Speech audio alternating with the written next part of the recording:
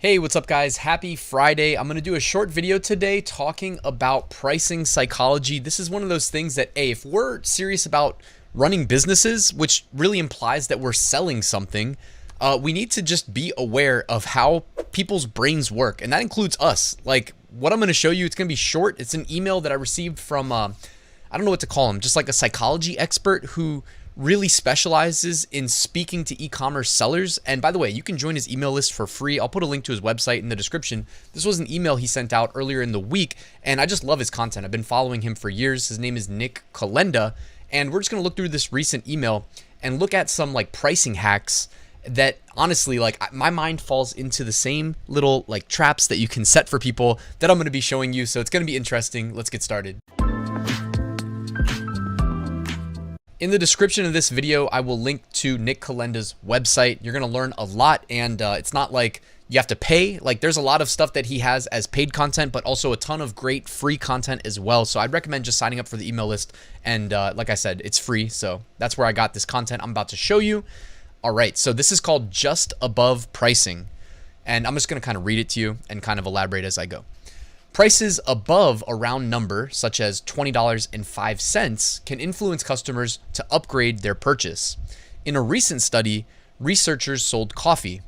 They sold a small coffee for 95 cents and a large coffee for $1.20. Customers preferred the small coffee because it seemed like a better deal. Then researchers added 5 cents to each price.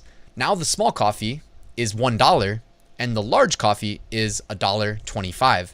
In this new assortment, customers preferred the large coffee, even though the large coffee was still 25 cents more expensive. It seemed like a better deal because both coffees were above $1. Isn't that interesting? Like, am I the only one that I see it the same way? I'm like, okay, I'll just take a small. Oh, wait, now for some reason, I'm like, oh, I got to get to the large. It's weird. Round numbers are thresholds that influence our spending. Suppose you see a $49.95 backpack. Your budget was $50, so you proceed to the checkout.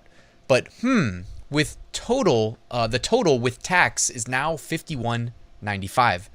That's only $2 more, right? So you still plan to buy it. However, you look closely, you're now prepared to spend above $50. If you see a superior backpack for $65, you're more likely to buy this upgraded version because of the $49.95 backpack. Once you pass a round number like $50, new expenditures feel less distinguishable and thus less painful. The same effect would happen with a $500 flight, a $5,000 deposit, a $50,000 car. The takeaway: be careful when you pass round prices. It will become easier to spend more money. And that's from the spending perspective. From the we're e-commerce sellers perspective, and this is really going to be more valuable when we control the full checkout flow. Like if we're running a Shopify store, the most successful Shopify stores, they include little upsells, often, not always, but often.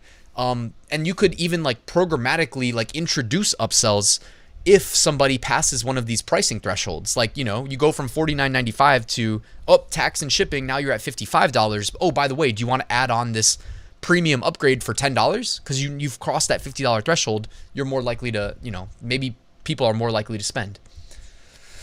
Why round numbers influence spending? Humans use sensory concepts to expand their knowledge into abstract domains. Consider the idea of physical containment. Sensory: my phone is in my pocket. Abstract: I live in the United States.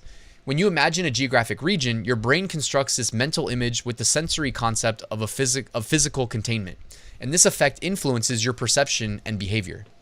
Geography: you perceive a natural disaster, such as a hurricane, to be less threatening when it's located in an adjacent region. The trajectory seems less capable of penetrating a geographic border because your brain conceptualizes a geographic container as a physical container. Time: a 5-day deadline seems further away if the final date is located in the following week or month. So it's still 5 days away, but if we're at the end of May and the date is in June, it seems further away. Round numbers: stock prices tend to increase if they begin the day above a round number, such as $20.05. Johnson. Okay, that was a study. It's citing. Passing a round price, such as $20, feels like passing a rigid threshold. It feels easier to keep progressing, yet harder to go back. And that's one of those interesting things, because like if you kind of chart equities and you look at the charts, yeah, the round numbers tend not to, I mean, they can matter, but like you can see less significant price levels when you chart like equities and asset prices and whatnot. You can kind of see the based on like historical price action. Anyways, that's a video for a separate day. Guys, thank you for watching this, and please hit that like button if you enjoyed it, and subscribe if you haven't already. One day, my goal is to get Nick on my channel for a video. I've reached out to him multiple times. He keeps saying no, but hey, one day it's gonna happen. Guys, thank you for watching. Go enjoy the rest of your Friday, and I'll see you tomorrow with a new video.